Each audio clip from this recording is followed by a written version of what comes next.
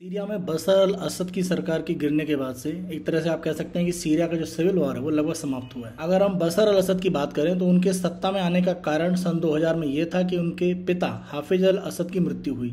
और वो अगर हम देखें तो 18वें राष्ट्रपति के रूप में 1971 से सन 2000 तक सत्ता में थे। और 2000 के बाद से आप देखें 19वें राष्ट्रपति के रूप में बशर अल असद सत्ता में थे। तो एक तरह से आप कह सकते हैं कि लगभग 50 साल का जो शासन है वो असद फैमिली का समाप्त हो रहा है।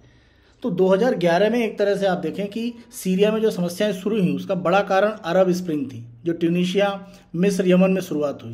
यानी जो भी एक ऑटोक्रेट या कह सकते हैं कि जो तानाशाह थे उनके विरोध में एक तरह से समर्थन आगे बढ़ा और उसी कड़ी में बशर अल असद का भी विरोध हुआ।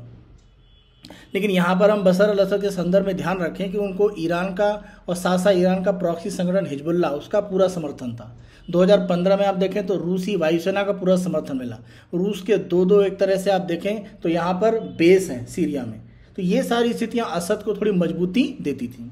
लेकिन अगर हम वर्तमान स्थितियों की बात करें तो वर्तमान सत्ता का जो परिवर्तन है उसमें दो बड़े धड़े हैं। एक तरफ रूस और ईरान समर्थन दे रहे हैं असद का, लेकिन विरोध में अगर हम देखें तो अमेरिका के समर्थन के साथ में अगर हम यहाँ पर कुर्दिश और अरब मिलिशिया का एक ग्रुप देखें यानी सीरियन डेमोक्रेटिक फोर्सेस, ये सत्ता में था।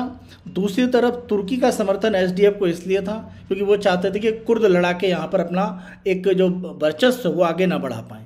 और अंतिम रूप में आप देखें वर्तमान में सबसे मजबूत संगठन के रूप में जो उभरा है वो है हयात ताहिर अल शम्स, एसटीएस जिसे आप कह सकते हैं, और जिन्होंने अपना प्रभाव एक तरह से आप देखें तो नवंबर 27, 2024 को प्रमुख रूप से दिखाया, जब इन्होंने इदलिब के बाद आप देखें तो अलेप्पो पर कब्जा किया, फिर होम्स, और अंतिम रूप में 8 दिसंबर को अगर आप देखें तो उन्होंने कब्जा कर लिया दमिश्क पर। और दमिश्क पर कब्जा के साथ ही असद अपने परिवार के साथ एक तरह से एक अनआइडेंटिफाइड लोकेशन है वहाँ पहुँचे।